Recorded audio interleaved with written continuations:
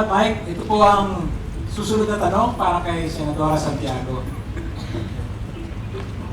May mga nagsasabing para madepensa ng Pilipinas sa sigalot sa West Philippine Sea, kailangan natin ng EDCA or Enhanced Defense Cooperation Agreement.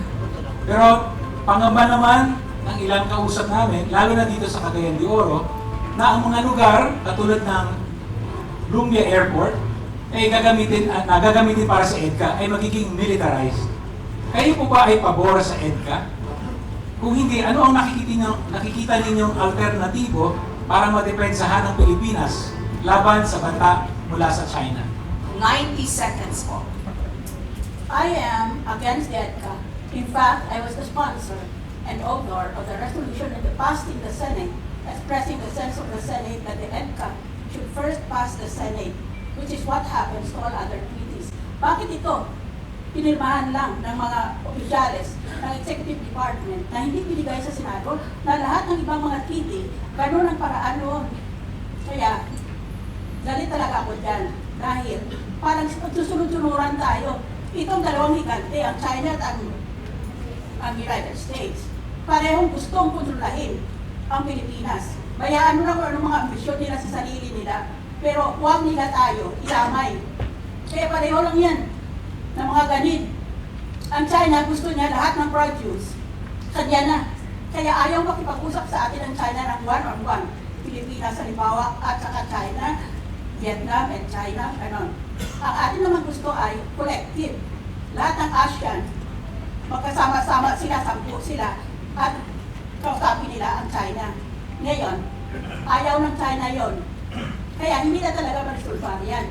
Pero ang katotohanan dyan ay parehong gusto kakontrolahin itong South China Sea na tatawag o West Philippine Sea. Ditong dalawang bansa na ito. We understand for sovereign rights. I am willing to join any movement to declare our independence from imposed sovereignty. Salamat po, Sir. Meron po 60 seconds para sa inyong reaction. Sige po. Sangayon ako kay Senator Miriam na dapat talaga ay dumaan ito sa Senado para masuri kung ito ba'y bagong kasunduan o hindi. Ito po ang ilagay natin sa ating isip. Wala pong isang bayan na mag-iisip po anong mas maganda para sa kanilang kapitbahay o sa kanilang kaalyado. Ang una nilang iisipin ay ang kanilang sarili. Ngayon isipin natin ang ating sarili. Anong pwede natin makuha sa kasunduan ito? Oo, nandyan sila, isang bigate na pwede tayong pantayan. Pero naalala ba ninyo, yung nandito yung base militar, kahit papano binabayaran tayo ng mga Amerikano. Pero ngayon dahil dito sa EDCA, libre ang kanilang pagiging dito. Ito ang masasabi ko. Kahit na maliit na bansa tayo, ikumpara natin sa China, bakit ang Singapore? Pwede nilang palakasin ang kanilang military. Hindi sila basta-basta inuuto ng mga ibang bansa. Kaya na natin yan. Ngayon, paunti-unti, palakasin natin ang ating military. Kausapin natin ang China constructively, pero let's take a leadership role in the ASEAN so that we can follow a particular code and conduct that will be followed by the other countries. Salamat po. Salamat po. Madam Senator. Senadora, you have 30 seconds. Yes, there will always be different levels of negotiation between the Philippines and other foreign countries that we deal with. The first track is always to exchange notes.